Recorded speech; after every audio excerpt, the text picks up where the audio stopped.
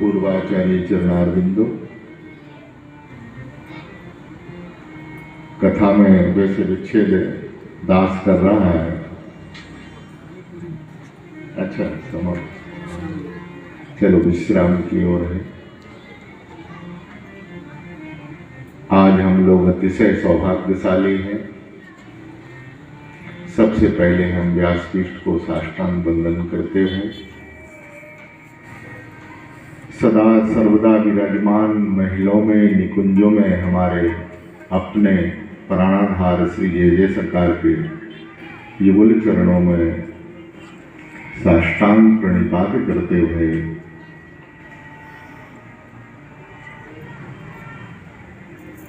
अभी व्यासपीठ को हमारे श्री धन्वंतरी दास जी, जो हमारे धीर समीर वाले महाराज जी के लाडले कृपा भाजन शिष्य हैं, वो खूब प्रेम रस की, करुणा रस की और संतों की महिमा को खूब खूब अपनी मधुराती मधुर वाणी के द्वारा हम सबको प्रसाद दे रहे थे। एक कहावत है देसी, गुरु मेहरबान तो चेला, ये गुरुजन का ही प्रसाद है।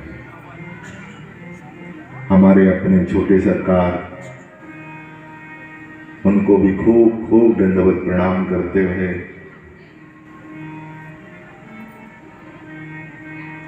ये हमारे श्री फतेहपुर धामवासी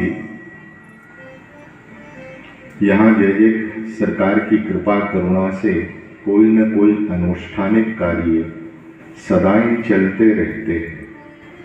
हमें लगता है फतेहपुर ठीक है गांव हो, लेकिन मेरी दृष्टि से ये अवध ही है, ये अवधवासी ही है, फतेहपुर वासी नहीं है, अवधवासी है।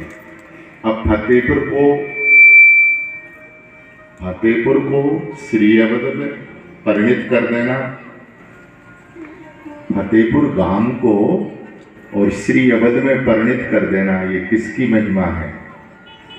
किसकी महिमा है? आ रही समझ में? ये हमारी जय जय सरकार की है। इसी को कहते गुरु कृपा। सेवक कितना भी गया बीता हो, गुरुदेव परम समर्थवान है। और जब वो हम दासों की बाहों को पकड़ के किस ऊंचाई पे भेजेंगे, ये तो वही जान सकते हैं, अंतर्यामी है। हम सामान्य जीव इस महिमा से अनभिज्ञ है।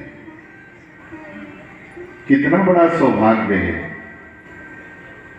कितना बड़ा क्षेत्र है, कितना बड़ा जिला है, ये सब कुछ होने के बाद भी, लेकिन ये फतेहपुर वासियों का ही सौभाग्य है। यहाँ कोई न कोई हरि सत्संग, हरि चर्चा, कोई न कोई धार्मिक अनुष्ठान, कोई न कोई कार्य चलते ही रहते हैं।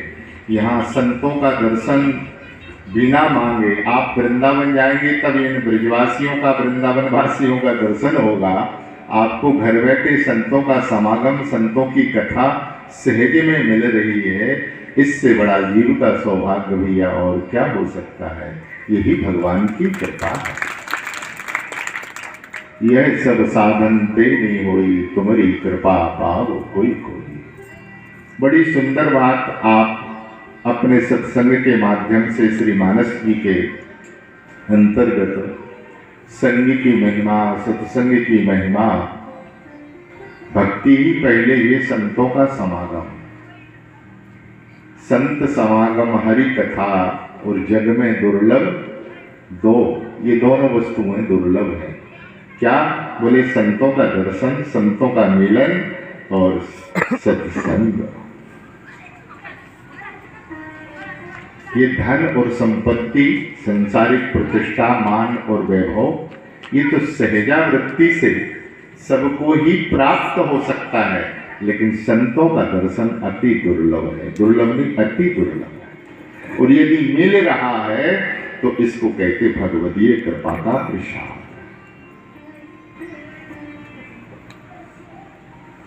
और वस्तुतः ये बिल्कुल अकाट्य सत्य है, संग के बिना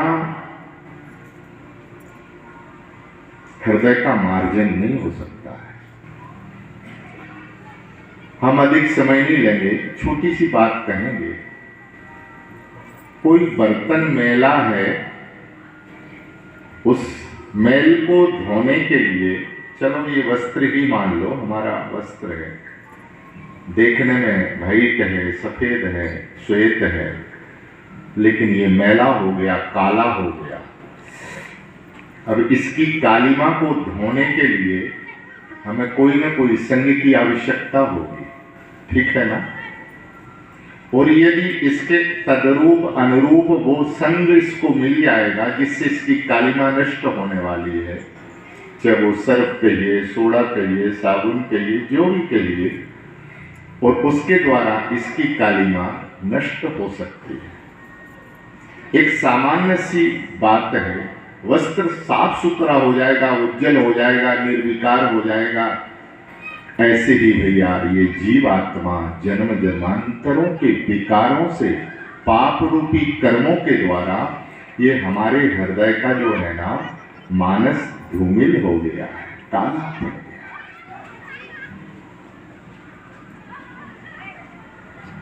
है। एक बुंदेली में कहते हैं, राम नाम को साबुन ले लो इस कालिमा को धोने के लिए, राम नाम को साबुन ले लो, कृष्ण नाम दरियाई। बोलिए कालिमा धुल जाएगी? बोले हाँ धुल जाएगी।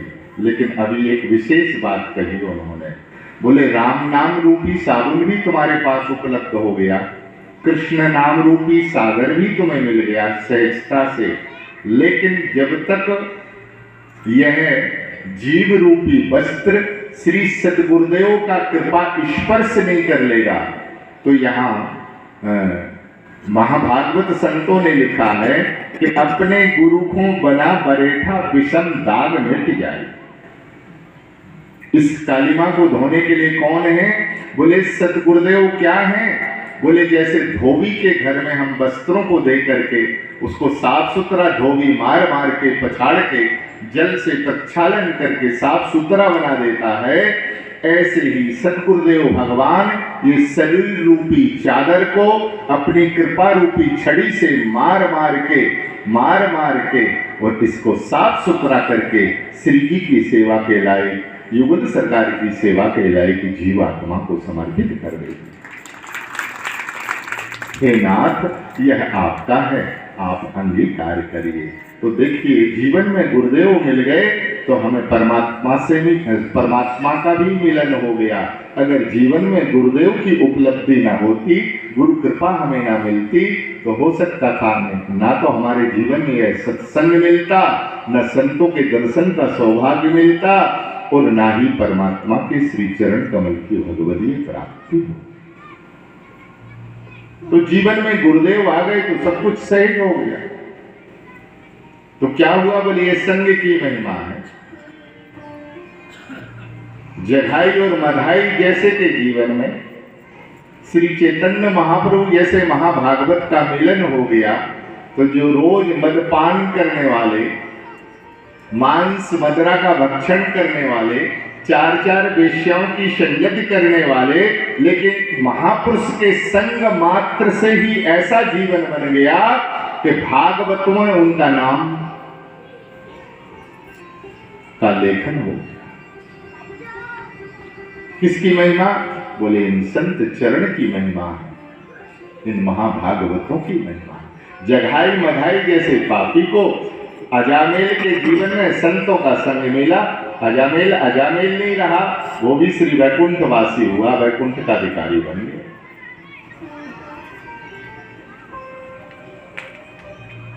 रत्नावती के जीवन में दासी के संग से एक उदाहरण नहीं है, अनेक उदाहरण हैं।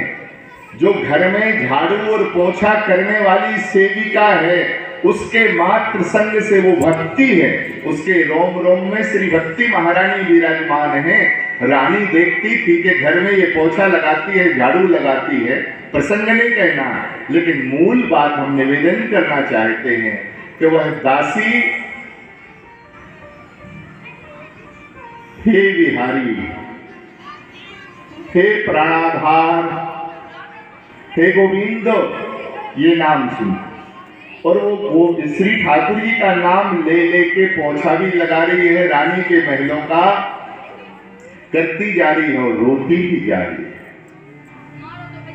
रानी ने देखा इसको कौन सी बीमारी है, ये रोती क्यों है, और वो कारण पूछा, कारण बताया, समझ में आया तो धीरे धीरे और उस दासी से कहा, तुम हमारे सामने बैठ करके रोज भगवान की कथा सुनाया करो। दासी ने निवेदन किया, महारानी आप महारानी नहीं रहेंगी अगर श्यामा श्याम का रंग आपको लग गया तो ये राजपाट भी सब भूल जाओ। कहने का भाव भी ये कि दासी की कृपा से और वो राज्यपट महिषी जिनके रोम रोम में भगवान की भक्ति पराभक्ति विराजमान हो गई, प्रकट हो। अरे एक उदाहरण नहीं भैया, अनेक उदाहरण है। गोबर में रहने वाला जीव भंवरे की संगत कर दी तो भंवरे की संगत करने से क्या हुआ, कहा तो गोबर का गुबरीला, और भंवरे की संगति करने से भंवरे ने एक दिन कहा, भैया तू हमारे घर में रह, उसने स्वीकार किया। अब भंवरा कलियों में वास करने वाला, कमल कली में विराजमान होने वाला, और उसको रात निकालना कठिन हो गया, लेकिन मित्र की संगति है, मित्र का आदेश है भैया तो पालन करना पड़ेगा। यही हुआ, रात बिताई। दूसरे दिन उसने कहा, भैया हमने तेरा घर देख लिया, अब मेरा घर चल करके देख। प्रसंग बड़ा है लेकिन उसका मूल भाव, जीवन में उसने कभी सुगंधी का दर्शन नहीं किया था, जीवन में उसने उद्यान बगीचे का दर्शन नहीं किया था, कहा तो गोबर का जीव है, और आज कमल वन में पहुंच गया और कमल की प्रथम पंखुड़ी में जाकर के विराजमान हो गया। जैसे सूर्य अस्ताचल को गए, कमल संपुट हो गया, बंद हो गया।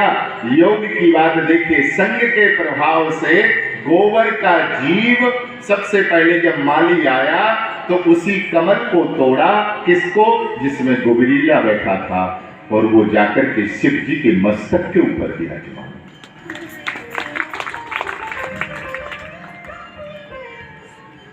और फिर विसर्जित फूलों को लेकर के पुजारी ने उन्हीं को गंगा में प्रवाह किया है, और उस समय भंवरा पहुंच गया है। चढ़े महेश के शीश एक दोहा है, हमें स्मरण नहीं आ रहा वो दोहा, बड़ा सुंदर है। कैसा तेरा भाग्य है कि कहा शंकर के मस्तक पे बैठने का सौभाग्य मिला, फिर आज गंगा मैया के हिलोरों में तू झूल रहा है, तेरे लिए तो ठाकुर का सीधा द्वार खुल गया, और वह भगवान के धाम का भिखारी। भैया अनेक संतों के उदाहरण हैं, प्रमाण हैं।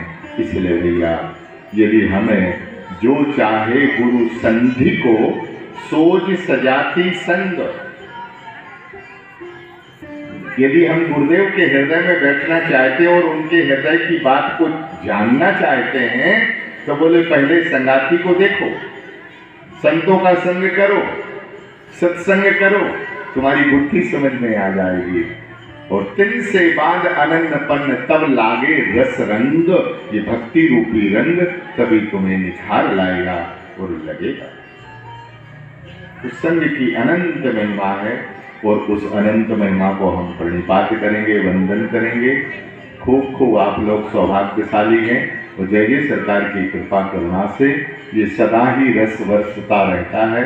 आज धन्वंतरी जी यहाँ विराजमान होकर के अपने दासत्व को प्राप्त करके श्री गुरुदेव भगवान की ही सेवा कर रहे हैं।